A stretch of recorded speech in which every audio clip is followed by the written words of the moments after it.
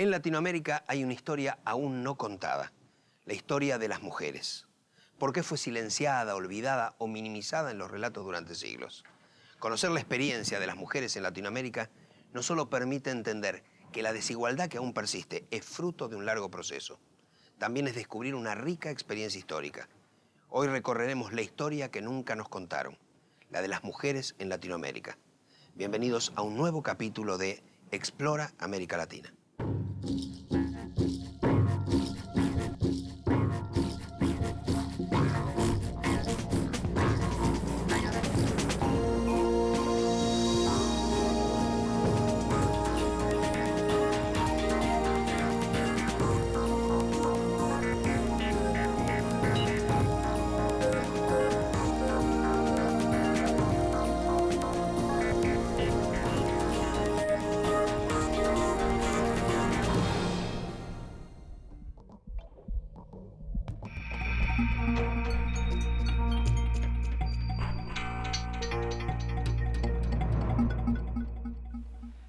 Durante siglos, la historia fue contada por hombres y las mujeres en Latinoamérica fueron absolutamente olvidadas en los relatos.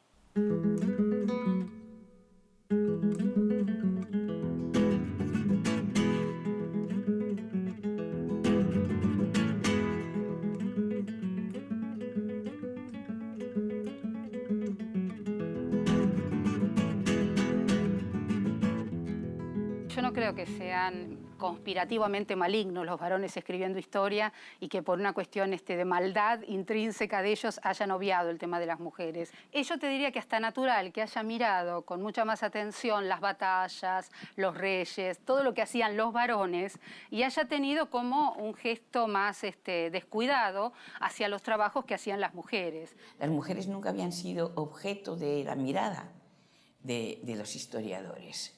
Y cuando lo eran, se trataba de una reina, se trataba de un amante de algún rey. Yo me imagino que la centralidad, la explicación, estuvo precisamente en todas aquellas cosas que hacían los varones y que quizás lo femenino está, pero siempre lo tenés que como buscar lateralmente, tangencialmente, algún comentario, algo que te diga de que estuvieron mujeres, por ejemplo, en las batallas o en las decisiones. Cuando yo estudié historia en la escuela, las mujeres que aparecían en la historia eran la mamá de Sarmiento y la hija de San Martín. No es que las mujeres no hubieran participado, sino que los historiadores nunca se preocuparon de mirarlas a ellas como sujetos históricos. Me estremecieron mujeres que la historia notó entre laureles y otras desconocidas gigantes que no hay libro que las aguante. Estaba Mariquita Sánchez de Thompson, que ofrecía su casa y servía muchas cosas muy ricas mientras los patriotas se juntaban, pero ella no era una patriota que se juntaba excepto en servirle y en abrir las puertas de su casa. Ha sido realmente tarea de las investigadoras feministas que de pedacitos, de datos sueltos en toda la literatura han podido construir y rehabilitar una historia para las mujeres, ¿no? Creo que mirar la historia con todo lo invisible de la historia es muy importante. Poco se sabe de la condición y la participación de la mujer en las sociedades originarias de América. Sin embargo, indicios y datos permiten vislumbrar algunos aspectos de su situación. En los pueblos indígenas nosotros lo poco que podemos llegar a saber está relacionado con que evidentemente las mujeres tuvieron un estatuto más igualitario que los que tenía la cultura europea al momento de la llegada de los españoles. O, por ejemplo, determinadas palabras, como puede ser en algunos grupos indígenas de Venezuela, lo que se sabe es que existe una palabra que indica el clítoris y que lo usaban en las expresiones. Esto quiere decir, bueno, que cuando vos sabés que está el clítoris, evidentemente la relación con tu cuerpo y con tu sexo no fue únicamente reproductiva, sino que hubo una sexualidad que no estuvo teñida con la culpa, con la mancha, o estuvo acusando lo placentero. Con lo cual uno puede hacerse una idea de que el desarrollo de una sexualidad distinta también a las mujeres les debe haber dado un protagonismo diferente en sus sociedades. Se sabe, por ejemplo, que había mujeres que podían llegar a ser cacicas, o que sus votos determinaban en qué se gastaba o no determinados recursos en sus comunidades, y que esto realmente era importante. De las primeras crónicas de la conquista, frases o pequeños comentarios sirven para reflejar costumbres y aspectos de la sexualidad en los pueblos originarios, y también sobre la imposición de valores por parte de los europeos. No aparece como un valor la virginidad, porque no aparece la institución matrimonial, ni aparecen las instituciones que tenemos. La virginidad viene asociada claramente a una moral clarísimamente occidental. Ya sea españoles o portugueses que venían con una religión tan patriarcal, tan machista, de repente se encuentran con que hay varones que quieren mujeres con experiencia, que la virginidad no era un valor como podía ser dentro del territorio europeo, sino que, por ejemplo, se valorizaban otras cosas, la verdad. Por ejemplo, en algunos de los matrimonios era muy importante que los padres, en el momento en que se hacía esa boda, dijeran si la chica era o no era virgen, por ejemplo. Entonces, había sanción con respecto a si se decía o no se decía la verdad, pero no al hecho en sí o no de la virginidad. Se sabe o se describen casos de violación en donde el violador va a ser condenado a ser esclavo de los padres de la chica que fue violada. Es decir, hay una serie de situaciones donde vos decís, bueno, hay una reserva igualitaria en los pueblos originarios que tenían las mujeres que no fue la que lamentablemente primó en todas las situaciones que se han ido combinando con la colonia. Un mito muy importante a desmistificar es el machismo. O sea, el machismo no es, por lo menos en el pueblo mapuche, no ha sido inherente a la construcción cultural de nuestro pueblo. Es algo que vino como producto de la colonización. Y de hecho, hubieron grandes mujeres mapuches que se destacaron, que gestionaron tierras, que pelearon, que se pusieron al frente de su comunidad para reafirmar su derecho. Antes de la llegada de los europeos, cambios políticos, económicos y de organización en las sociedades de los pueblos originarios hicieron que la mujer comenzara a perder terreno público y protagonismo en las decisiones. Sí queda un espacio muy importante, y esto sí me parece que es algo para destacar, en cuanto a todo lo que significaba la religión, la medicina. Es decir, las mujeres ahí tuvieron una reserva de liderazgo que perduraba. Es decir, a la llegada de los españoles todavía las diosas madres latinoamericanas tienen un lugar importantísimo en la vida cotidiana de los distintos pueblos americanos. La figura de Malinche fue representada por los grandes muralistas como José Clemente Orozco o Diego Rivera en el mural que refleja la historia de México en el Palacio Nacional. Para mí es una mujer que la han entendido mal.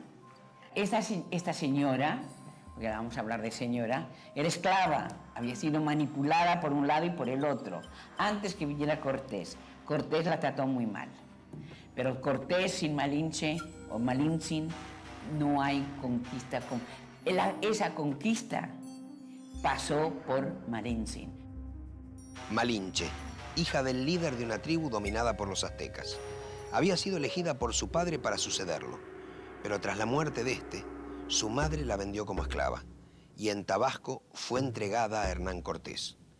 Adorada por su pueblo en su juventud, Malinche sería luego odiada y vista bajo el rótulo de la traidora. Malinci o Malinche, la mujer cuyo rol en la historia no deja de discutirse y revisarse. Que me den a mí una explicación que diga que tiene que estar con sus hermanos de raza cuando los hermanos de raza la han declarado esclava. No es una cuestión de reivindicación, es tomar en cuenta los personajes que nunca se han tomado en cuenta en los procesos históricos. Eso sí, a una mirada de la conquista en la cual se aparece esta mujer como un agente poderoso que tiene que ver en la relación que se establece entre Moctezuma y Cortés, sí. Y que tiene que ver con la caída de Tenochtitlán, no hay duda ninguna.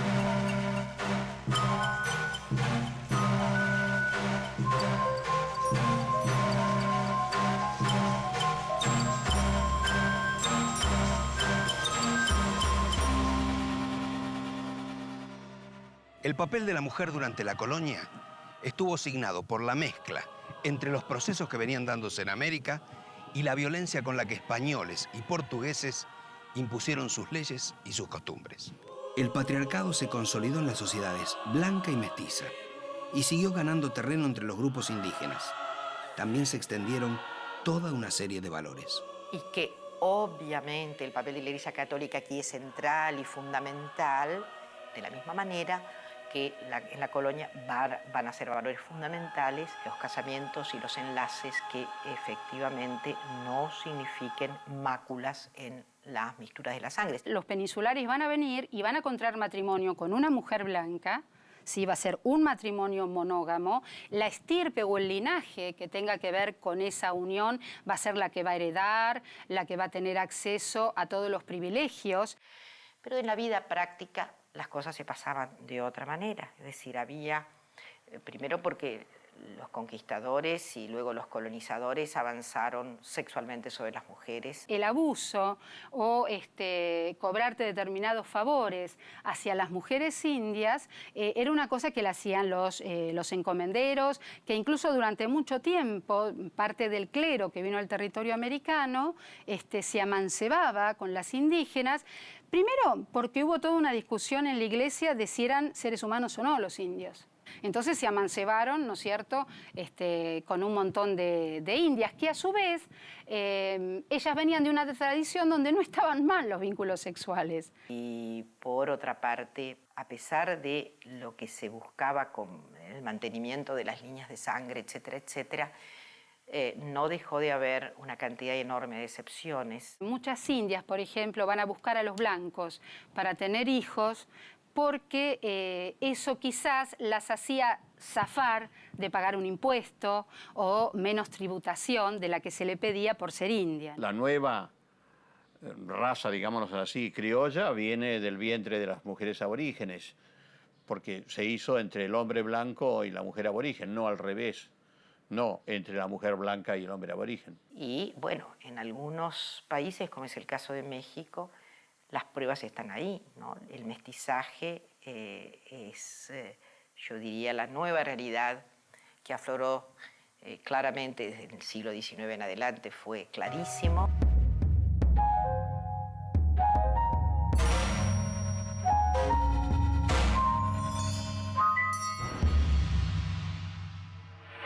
Durante la colonia se introducen desde el África los esclavos y las esclavas negras. Y es interesante la forma de lucha de las mujeres para evitar tener hijos que nacerían también condenados a la esclavitud. Y que se sabe, por ejemplo, cuando Inglaterra impone, ¿no es cierto?, toda una prohibición con respecto a la venta de esclavos y tanto en Brasil como en Estados Unidos se quieren hacer criaderos de esclavos, la resistencia estuvo con las negras. Las negras abortaban.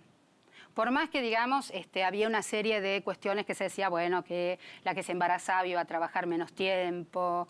Sin embargo, las africanas hicieron una resistencia realmente ejemplar. Ahí nosotros cuando tenemos que estudiar la experiencia de las mujeres blancas, la experiencia de las mujeres indias, la experiencia de las mujeres negras, la experiencia de las mestizas, es decir, América Latina fue un mapa cromático. Había cosas que se hacían por el color que vos tenías. Sí, y la meritocracia estaba muy ligada al color. Ahora, aparte del color, si vos eras mujer, había un plus de carga sobre esa discriminación o ese aislamiento. El proceso emancipador latinoamericano significó el final de la sociedad colonial, del sometimiento de los grupos criollos y de la sociedad de castas con diferentes derechos para cada uno de los integrantes. Durante las luchas por la independencia, las mujeres tuvieron una participación activa, relevante y, sin embargo, olvidada en los relatos. Está todavía por completarse esa historia, la saga de las mujeres guerreras, de las mujeres que acompañaban de manera no exclusivamente pasiva a la soldadesca. Las luchas por la independencia tal vez fueron los periodos en donde más claramente se vio minimizada la participación de la mujer, pero los ejemplos llegan hasta nuestros días. En México, mujeres anónimas tuvieron una importante participación en los hechos más trascendentes de su historia. Una participación muchas veces denostada, o silenciada. Sobre esa incidencia femenina en la historia, conversamos en la Ciudad de México con la autora Elena Poniatowska. Yo creo que las mujeres mexicanas, sin ellas el país se caería en mil pedazos, porque son como el elemento aglutinador, porque han resistido y han unido a los mexicanos a través de los tiempos. Primero las mujeres fueron soldaderas durante la Revolución Mexicana y eran muy denigradas.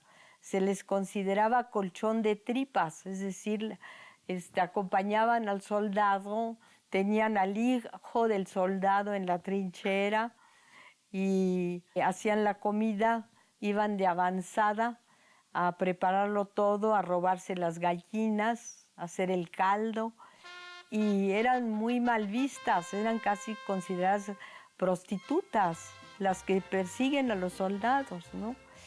Pero en realidad yo creo que sin ellas no hay Revolución Mexicana. Si Adelita se fuera con otro, la seguiría por tierra y por mar.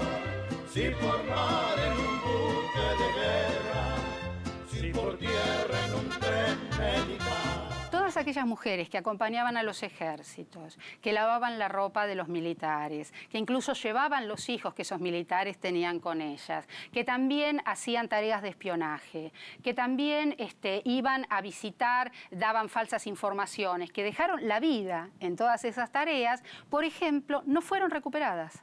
Nuestra idea es que esos conjuntos no visibles en la historia tengan su lugar y merezcan un grado de, yo diría, de experiencia como la que tuvieron, una experiencia en la historia como la que tuvieron en vida. Es decir, la historia tradicional lo que ha podido recuperar son mujeres excepcionales que le han servido para justificar la ausencia de las mujeres. Es decir, mujeres que en el mejor de los casos lo que han hecho es estar en el mundo como un varón más. En muchas circunstancias yo comprobé lo valientes que eran las mujeres en el movimiento estudiantil en 1968, aunque nunca se les dio ningún crédito. Y luego lo valientes que fueron durante el terremoto, aunque tampoco se les dio ningún crédito. Entonces hay mujeres así populares que son extraordinarias, al lado de las mujeres históricas que tenemos nosotros, entre quienes naturalmente está Frida Kahlo, ¿no?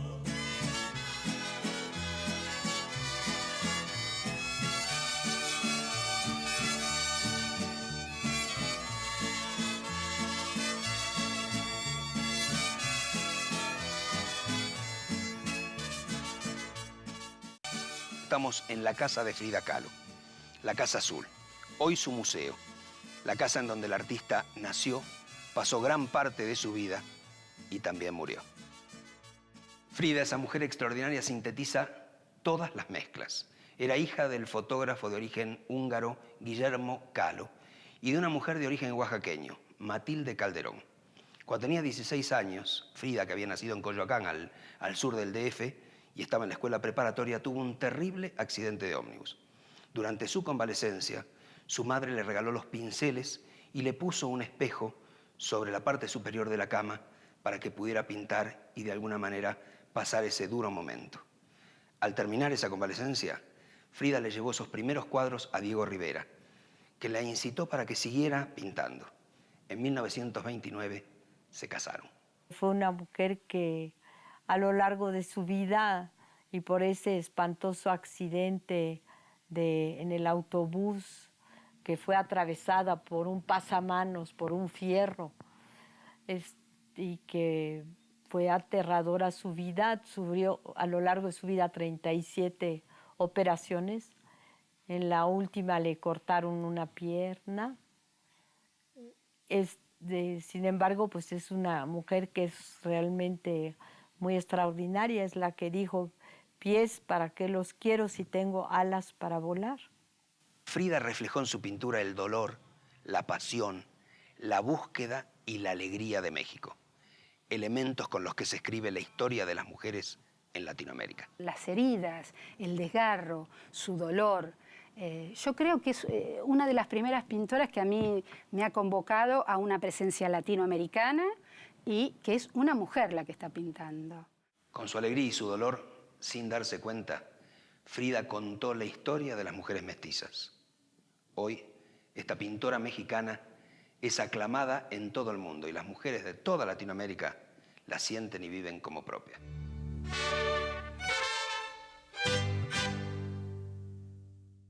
Las mujeres equiparadas a los menores o a las personas que no pueden valerse por sí mismas. A esa condición redujeron a la mujer las leyes de las repúblicas liberales en la segunda mitad del siglo XIX. Porque los hombres nos habían dicho, habían escrito las leyes que nos hacían lelas, porque no podíamos votar, no podíamos firmar documentos, no podíamos ir a trabajar sin el permiso del marido. Y el sueldo había que darlo al marido aún en las clases pobres, por ejemplo, donde las mujeres tenían que ir a trabajar, tenían que ir a trabajar con el permiso del marido, fíjate tú.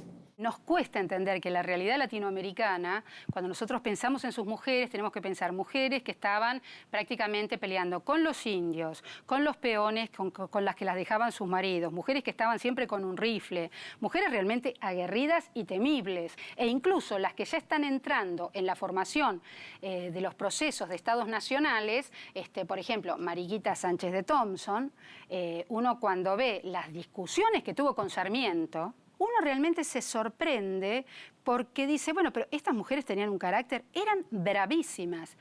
Yo a veces pido lo que debe haber significado para estas mujeres, con esta fuerza, un Estado que prácticamente las somete y las deja como si fueran discapacitadas, en el sentido de que siempre van a tener que tener un varón al lado para hacer cualquier cosa.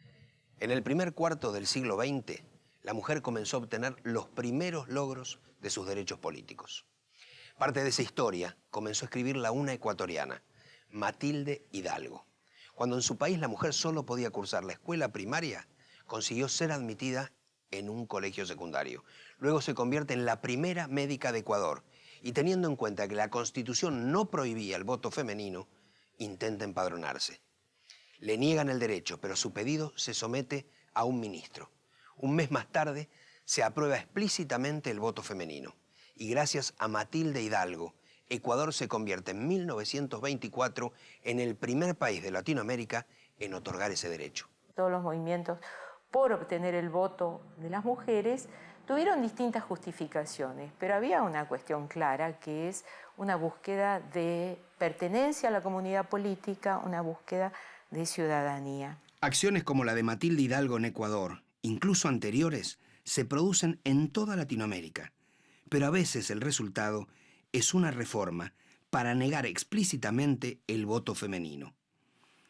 En Argentina es notable la lucha de Julieta Lanteri, que tal vez le haya costado la vida. Julieta Lanteri es una de las que más va a gritar en contra de la reforma electoral que sucede en la Argentina en 1912, debido a que la Constitución de 1853 no prohibía a las mujeres votar. La reforma de 1912 imponía el voto secreto y obligatorio para evitar los fraudes, pero al mismo tiempo cerraría las puertas a la posibilidad de voto para las mujeres. La exigencia que van a poner es que sean enrolados. Se enrolan aquellos que hacen el servicio militar y las mujeres en la Argentina no hacen el servicio militar. La pelea que va a tener Julieta Lanteri, por ejemplo, es ir a querer hacer el servicio militar, pelearse, hacer votaciones paralelas de presidente, de diputados, ¿no? Y que incluso es una de las mujeres que en la década del 30 tiene una muerte curiosa. Más de uno ha dicho que si no se trató de un asesinato. Es raro porque en realidad ella la va a atropellar un coche, pero no un coche que la lleva así por delante, un coche que da marcha atrás y la mata. Es realmente un accidente que te llama la atención, porque aparte eran los grupos de derechas los que estaban manejando ese auto. Fue una larga lucha la de la igualdad de derechos.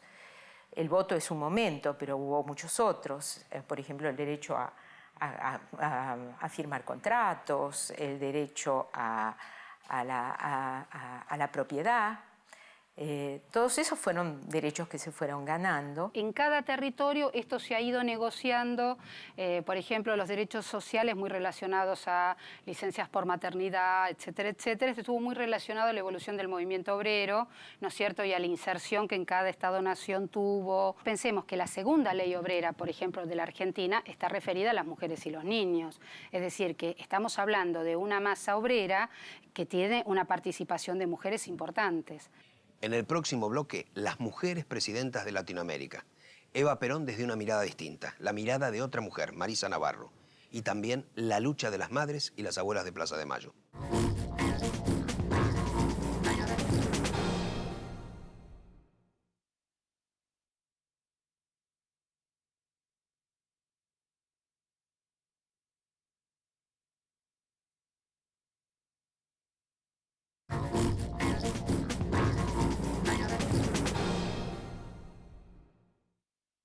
Asociada a la política, es la mujer latinoamericana más reconocida en el mundo, aunque curiosamente nunca desempeñó un cargo público.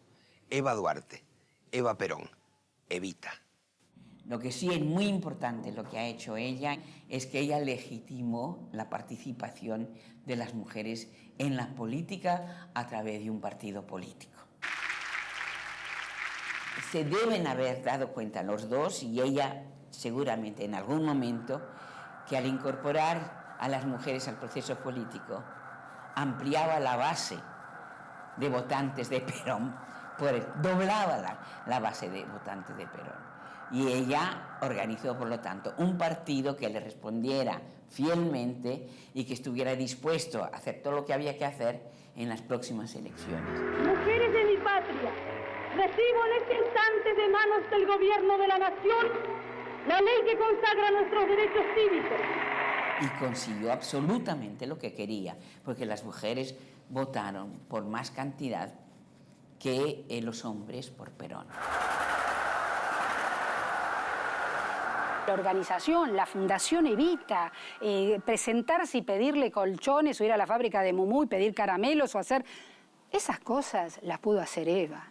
Es decir, tiene una práctica que realmente habilitó un poder en las mujeres que hasta ese momento en la Argentina no se había visto en la mujer de un presidente. Ella verdaderamente fue la que dijo, no, tiene que haber mujeres en el Parlamento, cosa que no hay en ningún otro país, como lo hubo en la Argentina en 1952, 53, 54, hasta el 55, hay más mujeres en el Parlamento argentino que en ningún otro parlamento. Y ella hizo no solamente participar, elegir, sino también ser elegida. Eso es de una modernidad impresionante para nosotras. El hecho es que eso la hace feminista de ninguna manera. Porque si bien les cambió la vida políticamente, ella no pensó en cuáles eran los problemas verdaderos de las mujeres. Ella era peronista y no la sacas de ahí. Ella lo que veía era lo que podía contribuir a la reelección de Perón. Ahora, es cierto que el discurso de Eva Perón es un discurso muy conservador, todo es en nombre del general, todo se lo debe al general, y que eso a determinadas pensadoras feministas en la Argentina siempre les hace un ruido que no se lo perdonan. Yo creo que la figura de Eva fue lo suficientemente inteligente como para darse cuenta hasta qué punto una sociedad está preparada para escuchar una cosa y no otra, y que precisamente diciendo lo que los demás querían escuchar, ella pudo hacer todo lo que los demás no querían que ella hiciera.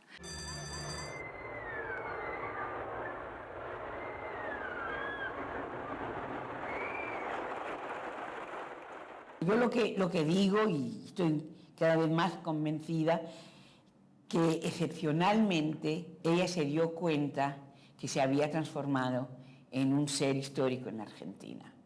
Y ella toma conciencia de su propia identidad como una líder política, como esposa antes que nada, esposa del general y líder de los descamisados y líder de las mujeres argentinas, lo cual la transformaba en un ser absolutamente excepcional, fuera de serie en el mundo entero. Ella lo sabe, sobre todo, por ejemplo, en la renunciación en el renunciamiento y en los últimos discursos. Ella sabe quién es. Yo no quise ni quiero nada para mí. Mi gloria es la bandera de mi pueblo. Y aunque dejen el camino girones de mi vida, yo sé que ustedes recogerán mi nombre y lo llevarán como bandera a la victoria. Y le duele morirse, le duele profundamente morirse, pero sabe lo que ha hecho y entonces tiene un orgullo y aumenta su amor por Perón porque se lo reconoce a él. Es muy bonito verdaderamente. El 17 de octubre de 1951, enferma, debilitada, sostenida por Perón, Evita habló al pueblo en una de sus últimas apariciones públicas.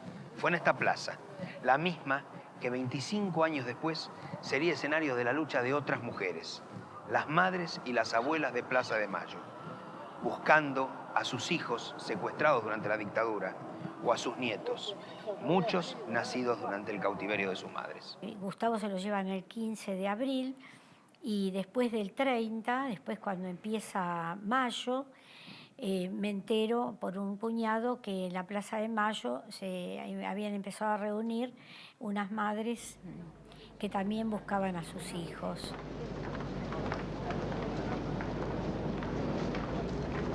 Fue la idea de Azucena de ir a la Plaza de Mayo, fue un hecho que era inédito, pero que fue, digamos, la llama que nos acompañó, la fuerza, el reunirnos y cada una comentar qué había hecho durante la semana. La idea de Azucena Villaflor de Vincenti, en realidad, era de entrar a la Casa de Gobierno, todas juntas, a exigir que nos dijeran qué había pasado con nuestros hijos. Nosotros solamente queremos saber dónde están nuestros hijos, vivos o muertos. Angustia porque no sabemos si están enfermos, si tienen frío, si tienen hambre, no sabemos nada. Y desesperación, Señor, porque ya no sabemos a quién recurrir. Consulados, embajadas, ministerios, iglesias, todas partes se nos han cerrado, todas partes se nos han cerrado las puertas. Por eso les rogamos a ustedes, son nuestra última esperanza. Por favor, ayúdennos, por favor. Teníamos una esperanza, por muchos años, una esperanza muy grande de que en algún lado estaban y que los iban a liberar. Con inocencia pensábamos eso, y cuando nacía el nietito, viendo la fecha, preparándolo a jugar, lo esperábamos. Nunca llegó ni respuesta ni nieto. Estamos así. Mi hija estaba embarazada de 5 meses cuando se la llevaron. Mi nieto tiene que haber nacido en agosto del año pasado. Hasta ahora no he podido saber nada de él. De ser muchas, la mayoría, amas de casa, que no estábamos acostumbradas a estar a la madrugada por las calles, de salir de la mañana a la noche, dejar la casa, dejar todo. Yo personalmente era directora de una escuela primaria. Me jubilé para buscar a mi hija y criar a mi nieto. A mí me entregaron una hija muerta y el nieto nunca.